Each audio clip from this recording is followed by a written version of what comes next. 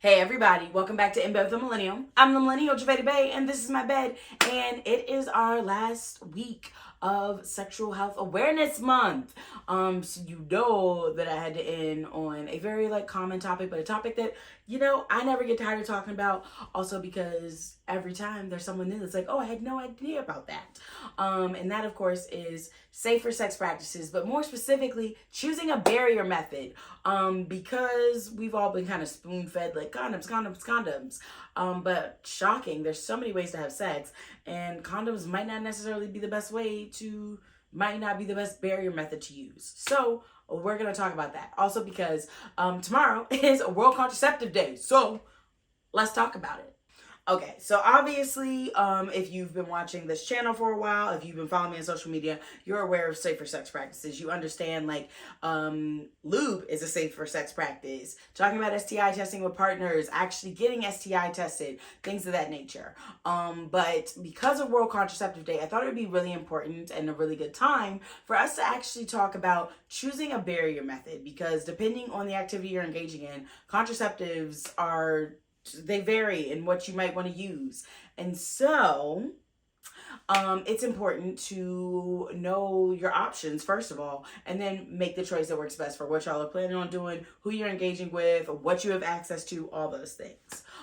So first things first, what are the options? I'm just talking about barrier methods. I'm not really going to dive into actual contraceptives and forms of birth control that you might have to go to a doctor to get. These are all things that, for the most part, are readily available.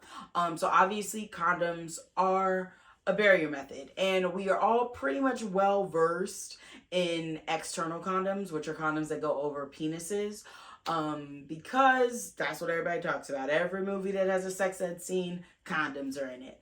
But that's only one of two types of condoms. You also have an internal condom, which is a less common thing to get a hold of. But they are condoms that can go into the vaginal canal and even the anus and actually be used rather than having to use an external condom. And then you also have barrier methods for digital or manual stimulation. So you have your latex gloves and your finger cots, which just go over a finger. So if you're fingering, you can use that. Or if you want to be super sure about you don't know which fingers you want to use, a latex glove is a great option as well. Also a great option if you're doing anything like fisting. And then you also have dental dams and laurels. So dental dams are latex rectangles that were created for dental use, but then got reappropriated for sexual activity, and they are held in place and used during oral sex on the vulva or the anus. And then laurels, if you know me, you know one of my favorite things in the world are latex underwear that are actually FDA approved to stop STI transmission.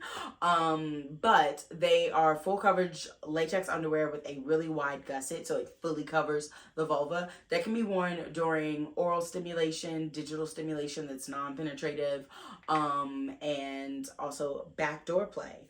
But those are just the barrier methods. Barrier methods meaning that they put a barrier in between direct contact, whether that is direct mouth to skin, skin to skin, whatever, but it is something in between, so you're not actually touching the flesh.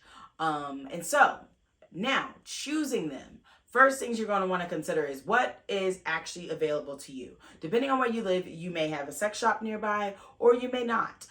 Sex shops usually carry most options. At least they carry condoms. A decent amount of them will carry dental dams. So you could go to a sex shop to get that. Also, drugstores definitely have condoms there, but only the external ones. The internal condoms are a lot harder to find. Some sex shops are very sparingly have them depending on where you're located, but they are not as easily to get a hold of, which sucks. It really does, considering that they can be used for both vaginal internal condoms or anal internal condoms. They're so versatile. But not readily available.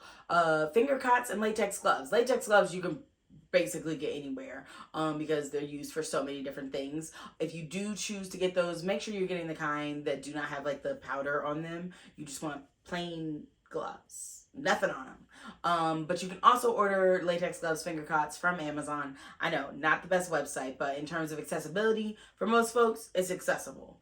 And then dental dams. Sex shops tend to have them. You can also get those through Amazon. And then latex underwear. You can get from Laurel's, and you can use this link right here. Just type this into your browser. And you can order some. I highly recommend because they're super versatile. But now once you've considered what's available to you, now you have to think about what are you going to do. And this is where being prepared comes in handy, because as much as I would love to say, yeah, you know exactly what's going to happen when you get down for fun time, most things just happening. You're like, I was not expecting to have some fingers in my butt, but like fingers ended up in my butt. So be prepared. I would say always have like a little like travel baggie of like 2 of everything. So that way you're prepared in case something's ripped or anything happens during, you don't have to like completely stop. You can just like, oh, I have a backup and be good to go. But if you're like, no, Jave, I know for a fact that no fingers are going in my butt because I don't do backdoor play, or like I don't enjoy fingering or whatever it is, then maybe you can skip the finger cots and the latex gloves, and you just have condoms and dental dams or Laurel's.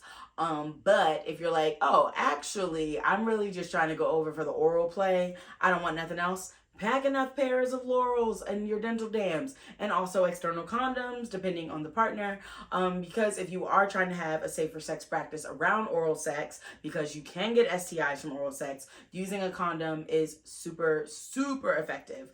Also, condoms are flavored, so you know, if you're like, I don't know if I like the way penis tastes, you can put a flavored condom on it, and then you get to choose the flavor you have. But yeah, you should think about what activities you're doing. Also, think about who you're engaging with. Is this someone that you trust to show up with the materials themselves? Or are you like, I just want to be sure? I vote for the second option. Always just have your own. Especially because like we all like different things. Like for condoms, like no, Skins condoms are the only ones. SKYN. Only condoms. I don't like any others. All the rest are terrible. Those condoms, chef's kiss. So I always had them on me because I was like, I'm not gonna trust somebody because they're right gonna show up, but like lifestyles. No shade to lifestyles, just not my jam. So I always encourage everyone to have their own and always be prepared. Literally, like just those little like travel like cosmetic bags. Get them, stuff them with all your goodies, keep them on you.